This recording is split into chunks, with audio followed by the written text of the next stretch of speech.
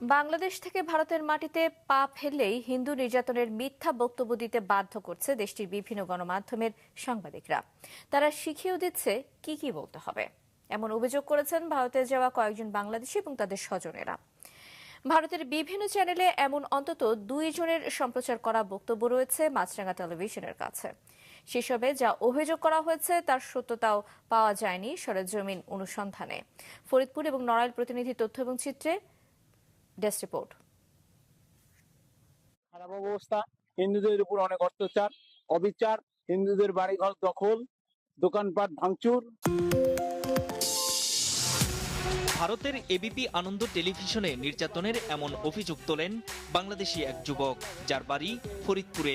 মারধর করা হয়, জ্বালা যাতনা অসহ্য করা হচ্ছে। আমরা যেখানে থাকি পুজো অর্চনা করার কায়দা নেই, মূর্ধনি দেওয়ার কায়দা নেই, শঙ্খ বাজানোর কায়দা নেই, ঢাক ঢোল বাজানো। ভারতের মাটিতে পা ফেলার পর নড়াইলের এই নারীর যে বক্তব্য দেশটির আজ তাক সহ কয়েকটি টেলিভিশন প্রচার করেছে, তাতে অভিযোগ বাংলাদেশে নাকি থাকার মতো পরিস্থিতি নেই। তাদের এসব অভিযোগের সত্যতা যাচাই করতে চাই আমরা। এটি ফরিদপুর শহরে অবস্থিত শুভ কর্মকারের বাবা সুনীল কর্মকারের ব্যবসা প্রতিষ্ঠান। দেখা গেল তিনি বেচাকেনা করছেন খুব স্বাচ্ছন্দ্যে, কিন্তু ছেলে কেন নির্যাতনের অভিযোগ তুললেন তা নিয়ে রীতিমতো হতবাক শুভর বাবা। এই পর্যন্ত কেউ কোনো খারাপ কথা এবং কোনো অপদস্থ অপমানজনক কোনো কাজকর্ম করে না, কিন্তু ও যে এই ধরনের আচরণ কেন করলো। আর শুভর মায়ের অভিযোগ, তার ছেলের পাসপোর্ট আটকে রেখে বাংলাদেশের বিরুদ্ধে বলতে বাধ্য করেছেন সেখানকার সাংবাদিকরা। আমার বলো তুমি আরো বলো, আরো কিছু বলো, আরো কিছু। আমি বললাম তুই বললি কিসের জন্য? আমি তো বুঝতে পারিনি। যারা বলাইছে আমার ছেলের দিয়ে কথা ভ্যানে থেকে নামাইয়া তাদের শাস্তি হওয়া উচিত। এবার যাওয়া যাক নড়াইলের খুকুরানী বিশ্বাসের গ্রামের বাড়িতে। দেখা গেল নারীরা স্বাভাবিকভাবেই গৃহস্থালী কাজে ব্যস্ত, শিশুরা মত্ত খেলাধুলায়।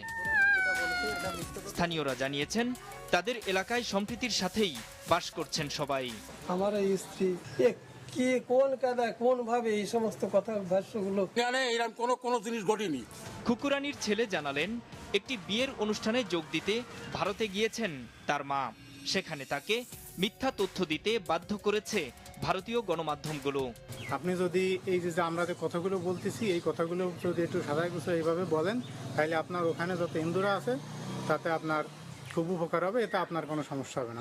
খুকুরানী নিজেও ভারত থেকে পাঠানো এক ভিডিও বিবৃতিতে জানিয়েছেন তাকে জোর করে মিথ্যা বলতে বাধ্য করেছেন সেখানকার সাংবাদিকরা। চারিপাশে পুলিশ টুলিশ রয়েছে, তারপরে সাংবাদিকরা রয়েছে, একদম আমার সামনে মুখের পরে দিয়ে সমস্ত মিথ্যা কথা বানায় বানায় আমাকে বলাইছে। অভিযোগের ব্যাপারে ভারতীয় একাধিক গণমাধ্যমের সঙ্গে ইমেইলে যোগাযোগ করে মাছরাঙা টেলিভিশন, তবে 5 দিনেও জবাব দেয়নি তাদের কেউ। বাংলাদেশের অন্তর্বর্তী সরকারের অভিযোগ, 5ই আগস্ট শেখ হাসিনা সরকারের পতনের পর থেকেই ভারতীয় মিডিয়াগুলোর অপপ্রচারের মাত্রা বেড়েছে। অপতথ্য ছড়ানোর একটা প্রয়াস আমরা দেখছি। আন্তর্জাতিকভাবে স্বীকৃত ভুয়া খবর অনুসন্ধানকারী প্রতিষ্ঠান রিউমার স্ক্যানার জানিয়েছে 12ই আগস্ট থেকে 5ই ডিসেম্বর পর্যন্ত ভারতের অন্তত 49টি গণমাধ্যমে ভুয়া খবর প্রচার করা হয়েছে। এর মধ্যে রিপাবলিক বাংলা সর্বাধিক 5টি গুজব প্রচার করেছে। পরের অবস্থানেই রয়েছে হিন্দুস্তান টাইমস, জি নিউজ এবং লাইভ মিন্ট, যারা প্রত্যেকে অন্তত 3টি করে গুজব প্রকাশ করেছে। এছাড়া এবিপি আনন্দ এবং আজ তাক অন্তত 2টি করে গুজব প্রচার করেছে। নূর মোহাম্মদ, মাছরাঙা নিউজ ডেস্ক।